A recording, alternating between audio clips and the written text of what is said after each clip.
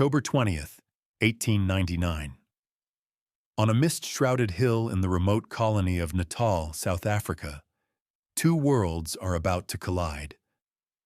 One is the British Empire, the most powerful military-industrial machine on the planet, supremely confident in its abilities, its discipline, and its destiny. The other, the Boer republics, fiercely independent, deeply religious farmer citizens who have carved a life from this harsh landscape and are willing to die to defend it. The British expected a swift, punishing victory to open the Second Boer War. Just a sharp, glorious lesson delivered to what they saw as a rabble of undisciplined farmers. What they got at the Battle of Talana Hill was something else entirely. It was a morning of chaos, a tragic comedy of errors.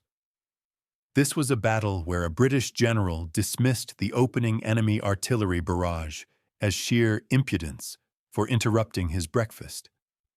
A battle where the British cavalry, sent on a decisive flanking maneuver, got hopelessly lost in the mist, only to be captured, in a final stroke of irony, by a volunteer brigade of Irishmen fighting for the other side. It was a battle where a courageous, yet reckless general would lead from the front and pay the ultimate price, where his own men, after a heroic and costly assault, would be shelled by their own artillery, and where a hard-won victory on the battlefield would lead, in less than 30 hours, to a humiliating 60-mile retreat, abandoning the town, their supplies, and their dying commander. This is the story of the bloody and bizarre first major battle of the Anglo-Boer War. This is the story of Talana Hill, and the catalogue of fatal mistakes that set the tone for one of Britain's most costly and transformative conflicts. This wasn't the neat, orderly colonial war the British had planned for.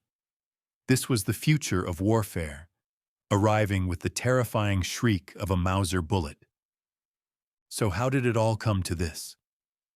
To understand the chaos of Talana Hill, we have to understand the pressures that led to this explosion. By the late 1890s, Southern Africa was a tinderbox. The discovery of vast gold reserves in the Transvaal, one of the two independent Boer republics, had flooded the region with foreign miners and prospectors, mostly British, known as Uitlanders. Tensions simmered over their political rights, British imperial ambitions, and the Boers' deep-seated need to maintain their sovereignty. For the Boers, this was a fight for their existence. They were the descendants of Dutch-speaking settlers who had trekked into the interior decades earlier to escape British rule. They saw themselves as a chosen people in a promised land, their independence granted by God and defended by the rifle. Their president, Paul Kruger, a stern, patriarchal figure, saw the British Empire's encroachment for what it was, a prelude to annexation. After a botched and embarrassing British-backed attempt to overthrow his government, known as the Jameson Raid, the Boers began to arm themselves in earnest. They used the immense wealth from their gold fields to purchase the very best weaponry Europe had to offer. On the other side stood the British Empire, at the zenith of its power. The prevailing attitude in London and among the military establishment was one of dismissive arrogance.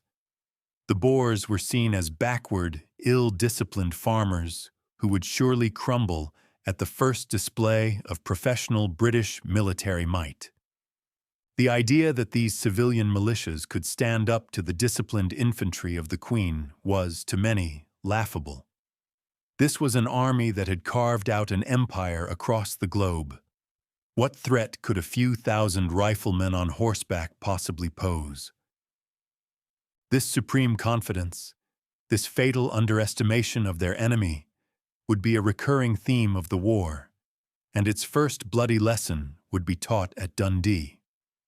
On October 11th, 1899, after diplomatic patience had evaporated, the Boers issued an ultimatum to the British. It was rejected. War was declared. Immediately, the Boers launched a multi-pronged offensive into the British colonies of the Cape and Natal.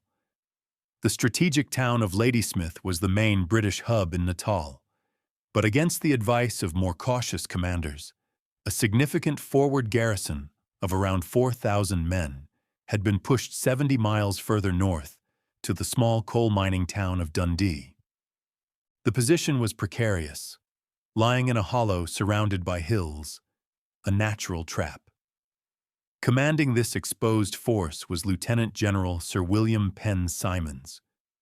Penn Simons was the very archetype of a Victorian general, brave, aggressive, and brimming with self-assurance. He was known as a fire eater, an officer who believed in swift, decisive action and had little patience for defensive posturing. He had seen service across the empire, from the Zulu War to Burma, and was a well-respected popular commander. But he harbored a deep disdain for the Boers' military capabilities and was utterly convinced that his professional troops would sweep them from the field. It was this conviction that led him to place his men in the vulnerable bowl of Dundee, and it was this conviction that would seal his fate. As the dawn mist swirled around the hills of northern Natal on October 20th, 1899, two fundamentally different armies prepared for battle. The differences in their equipment, their training, and their entire philosophy of war couldn't have been more stark.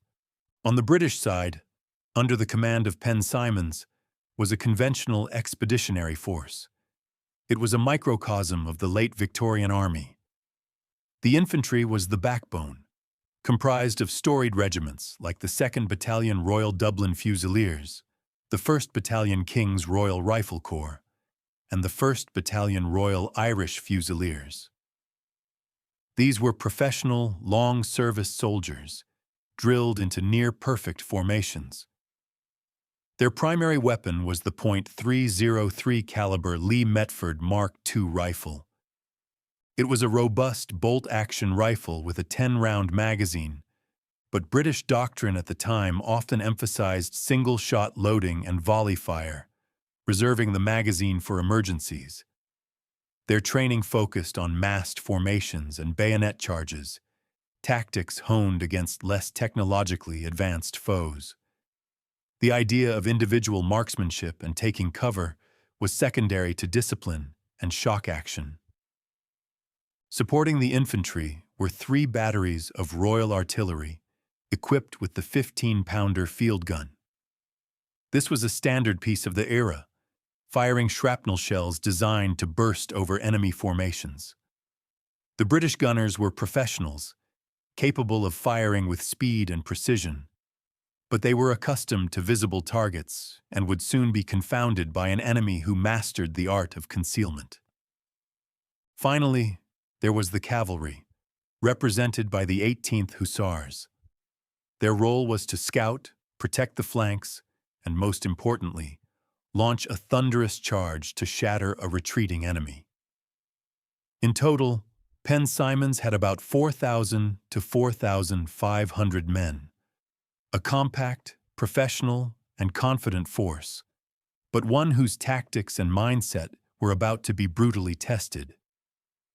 On the hills overlooking them, a completely different kind of army was assembling.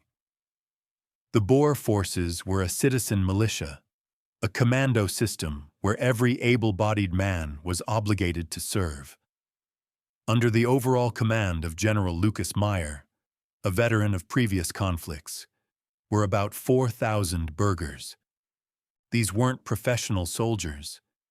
They were farmers, hunters, and frontiersmen, bound by fierce loyalty to their community and republic. They wore no uniforms, just their everyday farm clothes. Their discipline wasn't that of the parade ground, but of the hunt, a democratic, often chaotic system where orders were debated as much as obeyed. But what they lacked in formal discipline, they more than made up for elsewhere. Every Boer was a horseman, and most were expert marksmen, having spent their lives hunting on the vast plains of the Veld. Their fieldcraft was superb. They knew the land intimately and understood how to use its contours for cover and concealment in a way the British simply didn't. And crucially, they were equipped with a weapon that would change the face of modern warfare: the 1895 model German Mauser rifle. Firing a high-velocity 7mm round, the Mauser had a flatter trajectory and longer effective range than the British Lee Metford. But its most revolutionary feature was its 5-round stripper clip, which allowed a rifleman to reload the entire magazine with a single, swift push of the thumb. A trained Boer could maintain a rate of fire that was astonishing to the British. The Boers' use of modern, smokeless powder also meant their firing positions were incredibly difficult to locate. Their artillery was a mix of modern German-made Krupp and French Creusot field guns that often outranged their British counterparts.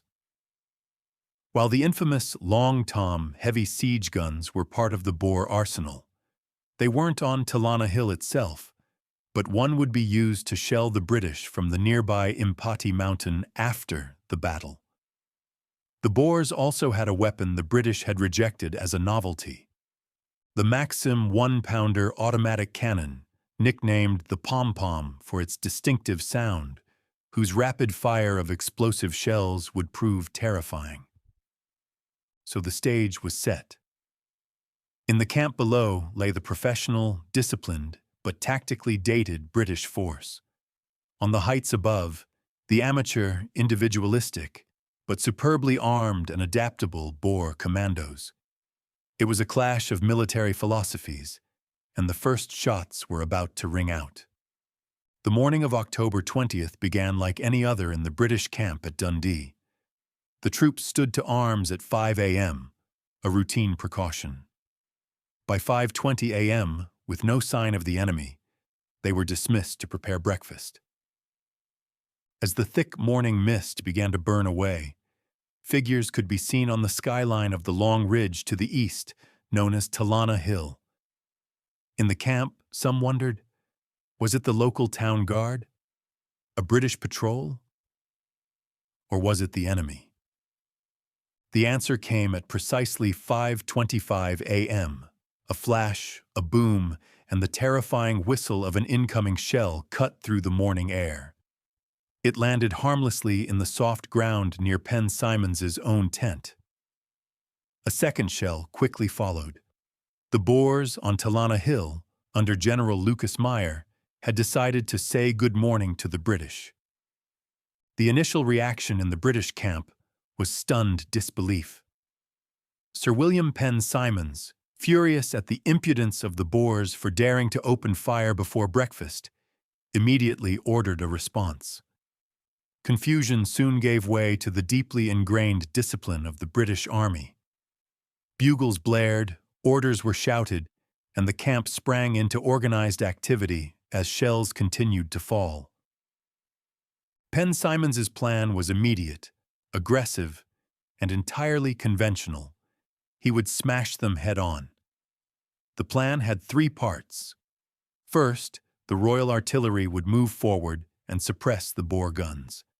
Second, the infantry would advance across the open ground, ascend the hill, and drive the Boers from the summit with cold steel.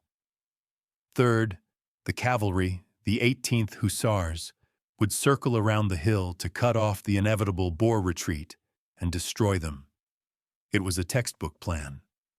The British artillery was the first to respond in earnest. The 13th and 69th Field Batteries galloped forward to a better position and unleashed a furious counter-barrage. The professional British gunners quickly found their range. Shrapnel shells began bursting with deadly accuracy over the crest of Talana Hill. While the Boer artillery was modern, their gunners were less experienced, and under this withering fire, their guns soon fell silent and were withdrawn. To the British below, it looked like a resounding success. The enemy guns were silenced. Now it was the turn of the infantry. Penn Simons, supremely confident, ordered his regiments forward. The Royal Dublin Fusiliers would lead, with the King's Royal Rifles and Royal Irish Fusiliers in support. They were to advance across a mile of open ground, cross a stream bed, take cover in a wood at the base of the hill, and then begin the final, decisive climb. It was a daunting task, but they thought it was all in a day's work. With the Boer guns quieted, the infantry advance began around 6:30 a.m. The Royal Dublin Fusiliers formed the first line, advancing in extended order, a small concession to the reality of modern firepower. Behind them came the King's Royal Rifle Corps and the Royal Irish Fusiliers. The silence didn't last. As the leading ranks came within range, the air was torn apart by a sound that would define the war, a continuous, deafening storm of individual rifle shots from the Boers' Mausers. The effect was devastating. The high-velocity, smokeless rounds were almost invisible, their passage marked only by a sharp crack and the sickening thud as they found their mark. Bullets whipped through the air like a rainstorm on a lake. The British soldiers, used to seeing puffs of smoke from enemy lines, were now facing an invisible foe. Men began to fall. Despite the losses, their discipline held. They pushed forward, cutting wire fences under fire, until they reached the temporary safety of a stream bed and a small plantation of eucalyptus trees at the foot of the hill. But here, the advance stalled. The plantation offered cover, but ahead, the slope of Talana rose steeply. Between the trees and the summit was a stone wall, and beyond that, another wall near the crest. To leave the cover of the trees was to invite death. For nearly 2 hours, the battle was a stalemate. The British infantry were pinned down, unable to advance under the withering fire. Back at his command post, General Penn Simons grew impatient. His plan for a swift assault was bogging down. Just after 9 a.m., he made a fateful decision. He rode forward, straight into the fire zone, his presence marked by the red pennant of his aide-de-camp, a conspicuous target. Reaching the plantation, he strode among the pinned-down men. Ignoring warnings from his officers about the deadly Boer marksmanship, he was intent on urging his soldiers forward. As he stepped through a gap in a stone wall, he was shot in the stomach. "I am mortally wounded," he said calmly, before being helped back onto his horse. Miraculously, he rode back to the camp hospital under his own power, but the wound was fatal. As he was carried away, his only question was, "Have they got the hill?" He would die 3 days later, never knowing the full outcome of the battle. Command now fell to Brigadier General James Ewell, a more cautious officer, but the loss of their commander seemed to galvanize the troops. The King's Royal Rifles and the Royal Irish Fusiliers scrambled forward, reaching the shelter of the first stone wall. Here, they readied their bayonets and prepared for the final charge to the summit. The assault on Talana Hill had reached its most critical and chaotic phase. Pinned down behind the stone wall, the British infantry gathered for the final push. On the summit, Boer ammunition was running low, and with no sign of reinforcement from General Erasmus's nearby force, General Meyer had ordered a withdrawal. Sensing a lull, Colonel Gunning of the King's Royal Rifles gave the order to storm the hill. With a cheer, the British troops, rifles, Dubliners, and Irish Fusiliers surged over the wall and scrambled up the last steep slope. They were met by a furious, close-range volley from the remaining Boer defenders. Men fell in heaps. Colonel Gunning himself was shot and killed leading his men forward. It was at this exact moment that the tragic comedy descended into sheer farce. The British artillery, unaware their infantry had begun the final assault, saw movement on the upper slopes. Believing it to be the enemy, they opened fire again. A storm of British shrapnel rained down directly on their own advancing troops. The assault disintegrated into chaos as horrified soldiers were attacked from the front by the Boers and from behind by their own guns. Lieutenant Hambro had both his legs smashed by British shrapnel. The attack was on the verge of collapsing from a catastrophic failure of communication. In a moment of incredible bravery, a signaller desperately tried to get the artillery to cease fire. When flags went unnoticed, he ran down the hillside under a hail of bullets and shrapnel to deliver the message in person. His act worked. The British guns fell silent. With the friendly fire stopped, the infantry surged forward once more. They scrambled over the final rocky ledge and onto the plateau of Talana Hill. But the prize was already gone. The remaining Boer defenders had used the confusion to mount their ponies and were streaming away across the valley, having conducted a masterful fighting withdrawal. By 2 p.m., after nearly 9 hours of brutal combat, the hill was in British hands. But where was the cavalry? Where were the 18th Hussars, sent to cut off this very retreat? Their story is perhaps the most bizarre chapter of the day. Around 7 a.m., Lieutenant Colonel Mauser had led his force of around 300 mounted troops on their flanking march. In the thick morning mist, they became disoriented. Mauser led about 200 men one way, while Major Knox took the rest in another. Knox's group had minor success before prudently returning to camp. Colonel Mauser, however, got hopelessly lost. Instead of ending up behind Talana Hill, he rode several miles away, right into the path of General Erasmus's large, fresh Boer commando, moving down from Impati Mountain. As the mist cleared, Mauser and his men found themselves isolated and surrounded. Adding to the irony, among the Boers who closed the trap were men of the Irish Transvaal Brigade, nationalists fighting against the British Crown. Trapped and outnumbered, Mauser had no choice but to surrender. And so, the very force meant to deliver the killing blow was captured wholesale, playing no meaningful part in the battle. As the last shots echoed and rain began to fall, the exhausted British troops stood on the captured summit of Talana Hill. By the traditional metrics of warfare, they were the victors. They had achieved their objective and driven the Boers from their position. As they marched back to camp, they were cheered by the townsfolk of Dundee. It had all the appearances of a glorious victory. But a look at the scores on the doors reveals a much darker picture. The British had suffered heavily.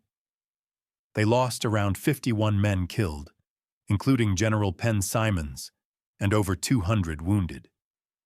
In the most humiliating blow, between 150 and 220 men, mostly from Mauser's lost cavalry force, were captured.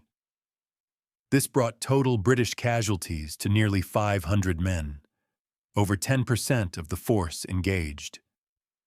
Boer casualties, by contrast, were significantly lighter.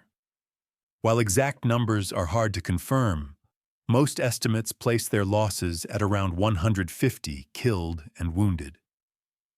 They had lost no significant number of men as prisoners and had successfully withdrawn their artillery. They had inflicted heavy losses, bled the British of their senior leadership, and lived to fight another day. So tactically, the British won the ground. But strategically, it was a disaster. While the battle for Talana raged, the main Boer army had simply flowed around the Dundee position. Worse still, General Erasmus's commandos, who had captured the cavalry, now occupied the imposing Impati Mountain, which loomed over Dundee and the British camp. The day after the battle, the Boers on Impati began shelling the British camp with their heavy guns, including a long tom, which completely outranged the British 15-pounders. Ewell and his men were now trapped in a bowl, being shelled from a height they couldn't assault, with their line of retreat to Ladysmith almost cut off. Brigadier General Ewell faced an agonizing decision. He had won the battle but was about to lose his army.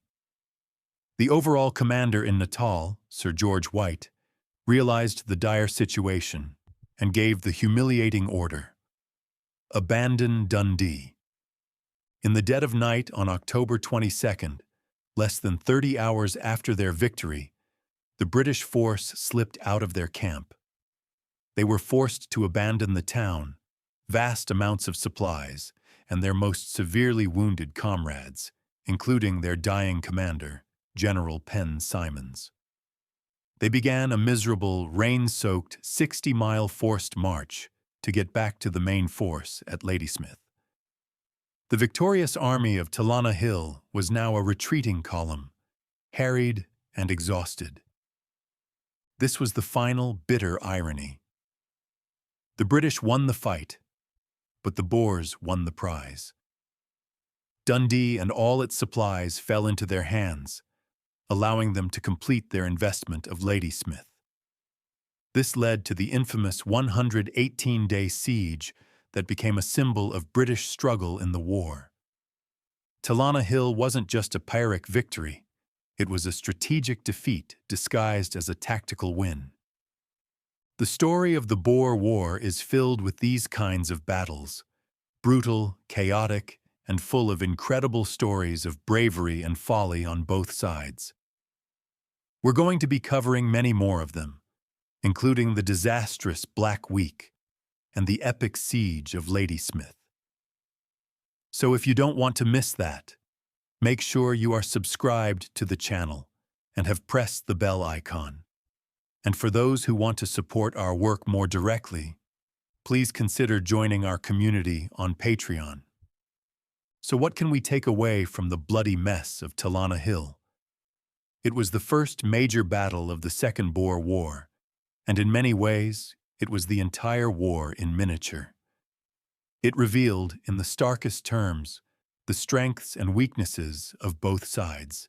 For the British, Talana Hill showcased the incredible discipline and bravery of the common soldier. These men marched into a storm of modern rifle fire as if on parade, but it also exposed the shocking complacency and tactical rigidity of the high command. Penn Simons's plan was an unimaginative frontal assault that relied on courage rather than cunning. His underestimation of the enemy was total, and he paid for it with his life.